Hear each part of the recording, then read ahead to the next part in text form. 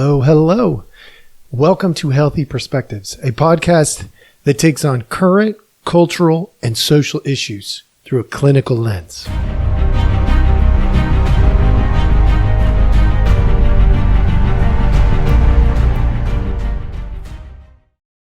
Hello. All right. Welcome back. Thank you so much for joining us. As always, we appreciate your time.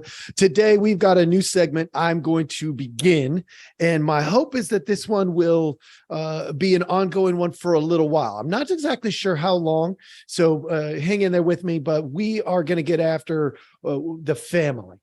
What is the family is going to be the basic, question of today that we're going to try to take a look at from a clinical lens. But more than anything, I want to talk about not just what the family is, but as I go through these segments, these episodes, whatever we call them, I am going to take a look at how the family impacts the culture and the culture impacts the family.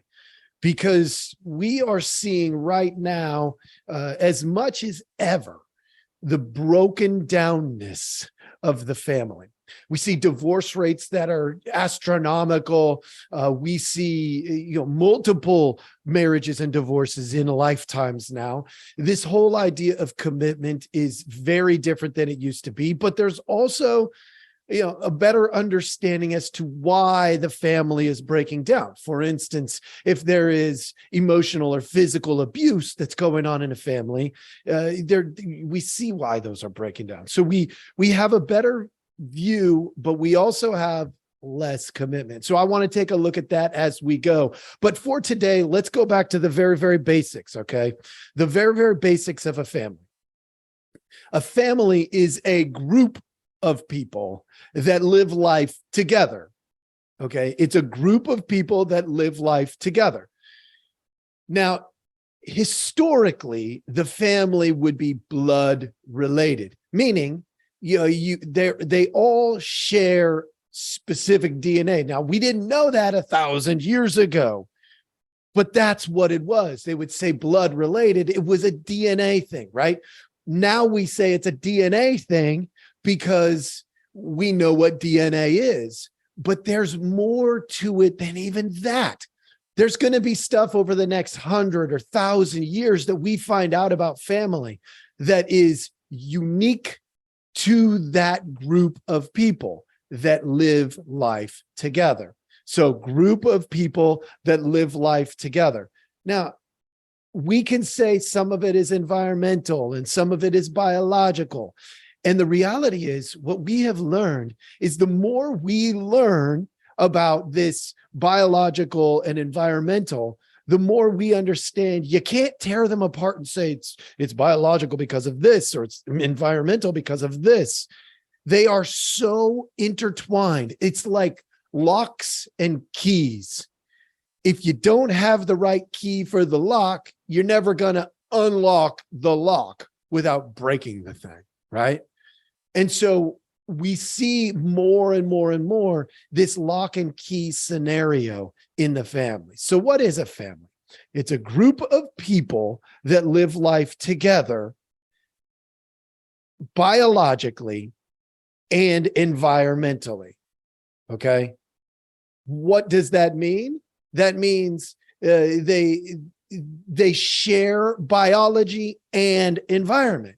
So for instance, biologically, if somebody is adopted, their biological family is out there in the world, but maybe they don't know who it is or where they are. So it's been severed from the environment. And what we see when we see that stuff, like when that happens, is there are all kinds of obstacles inherently that are infused into that situation. No matter what, we see early attachment issues, even in the best, most loving and caring homes. We see those attachment things percolate because the environment was severed from the biology. Now, there's a lot of different theories as to why this stuff goes on and stuff like that. And I can get into that down the road, but I can tell you that sever of biology and environment being lived togetherness with biology absolutely 100% has an impact no matter what. Okay. So what if it's the environment is there, and the biology is there, but the environment is not conducive to the biology? In other words, you've got a scenario here where it's an environment that is unsafe, right? Because we measure environment typically by safe versus unsafe. All right. So we have the biology is there, but the safety is not. We might be looking at a scenario, something like a parent or an aunt or uncle or a cousin molests a child. The biology is there, but the environment is unsafe. What do you have? You have significant brokenness. Okay, so we have to both manage the biology and the environment. Does that mean don't go out and adopt? I'm not saying that. Matter of fact, I have tons of respect for people who go out and adopt, because you're getting into something that is going to be very difficult, extremely difficult. No matter how good it goes, it is going to be difficult. Raising any child is difficult. Adopting a child, choosing a child, which is beautiful in itself, is extremely difficult, though, because of the attachment stuff. So what is a family? Can a friend be family? A lot of people are out there probably going, my friends are family. Well, do we have the biology?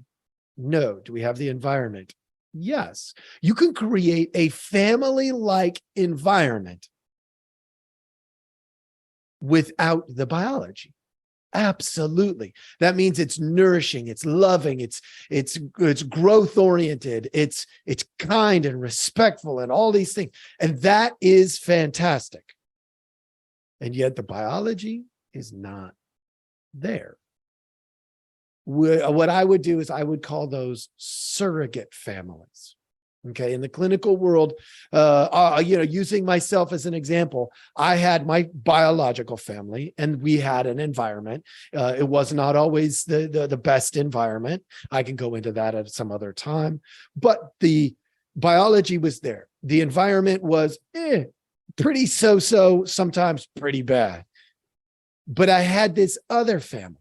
I had a best friend growing up. His name was Matt, and Mike and Vicky were the parents. Their family was my surrogate family. What they did is provided a family-like environment, but without the biology. So I had the biology at my house, but I would go across the street. I would go into the neighborhood, I would stop at Matt's house, and I would have the environment that was safe. And that's literally how it happened. So I grew up, as dysfunctional as it was, I had the biology at my home. I had the environment at Matt's place.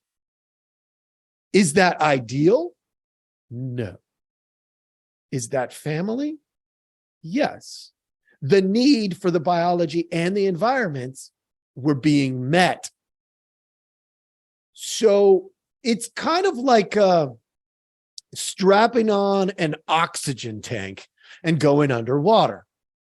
Yes, it's not my typical environment, but because I've got the oxygen, and if I follow some basic expectations around safety, I'm able to drop down into the water and rise up out of the water safely because I've got the oxygen.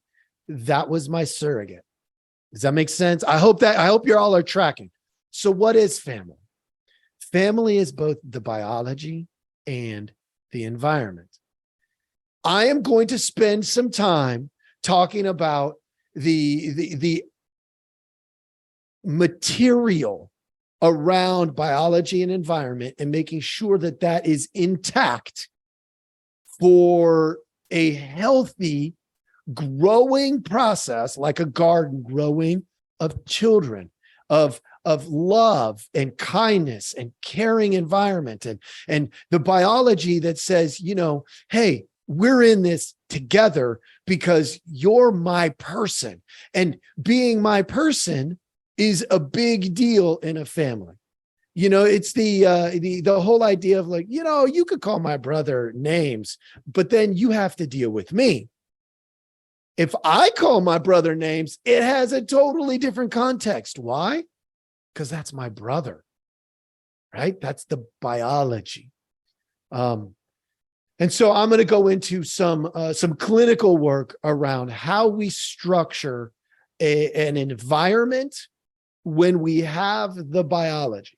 So I'm going to spend most of my time in that environment section, because remember, the environment itself can be a surrogate. It cannot replace the biology, but it can be an oxygen tank when we go under the water, or we go into an environment without oxygen, outer space, and so on. So that's what this episode is going to do. I hope this sets the stage. Rejoin me next week, and I'm going to be going over this material. Okay. If you're excited about it, please drop me a line. Let me know. Ask me questions about family and all that kind of good stuff. I love getting questions. All right. So send me questions. All of the links are in the podcast details. You can go to my email and all that stuff. And that's what we're going to be doing in this particular episode. So thank you so much for joining us, and I hope you have a good one.